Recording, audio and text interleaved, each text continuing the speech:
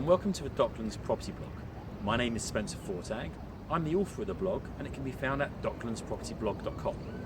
Today I'm over at the Clippers Quay development on the Isle of Docks. Clippers Quay is one of the oldest developments on the island and there's a really nice community stroke village feel here, and as you can see some of the views behind me are absolutely stunning. Now I've just been to a valuation for a really nice townhouse which actually shares some of these views, and I started talking to the current owner of the property about his property journey. It turns out that up until about a month ago the property was actually rented out, and as we spoke the vendor explained to me how he had a dispute with the tenant when they moved out about the return of the deposit. It turns out that there was a large stain on one of the carpets. As the landlord had decided to compile his own inventory, it wasn't detailed enough. Sadly the landlord did not have a leg to stand on and couldn't claim the money back for the cleaning that was required of the carpet.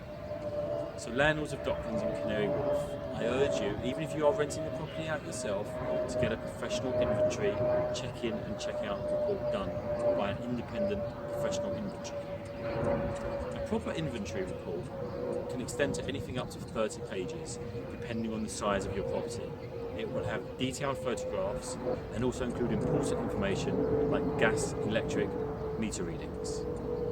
The cost of the inventory is even a tax deductible expense, so although it may cost you a couple of £100 to get done, it's a very worthwhile exercise because it could save you a lot of headache, stress and most importantly money for the future.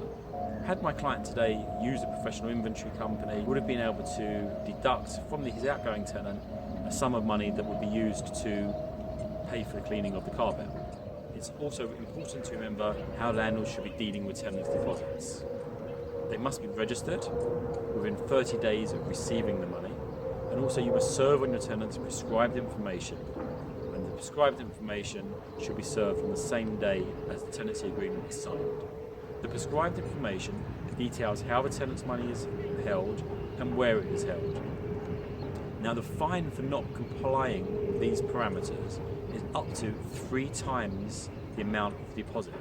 So if you're holding a deposit of £1,500, potentially if you've not complied with the regulations, the tenant can claim £4,500.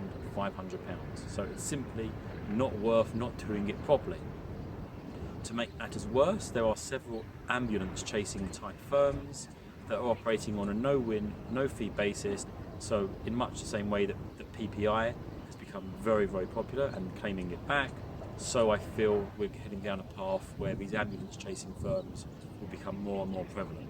So landlords of Canary Wharf and Docklands, it's really good sound advice to not only use a professional independent inventory company, but also really to be using an ALA accredited letting agent.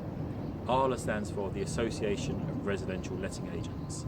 And in the same way that your fees for your professional inventory and check in check out service are tax deductible, so are your agent's fees. If you need any advice on the subject, please email me spencer@lmlondon.com. Thanks for watching and more videos will follow shortly.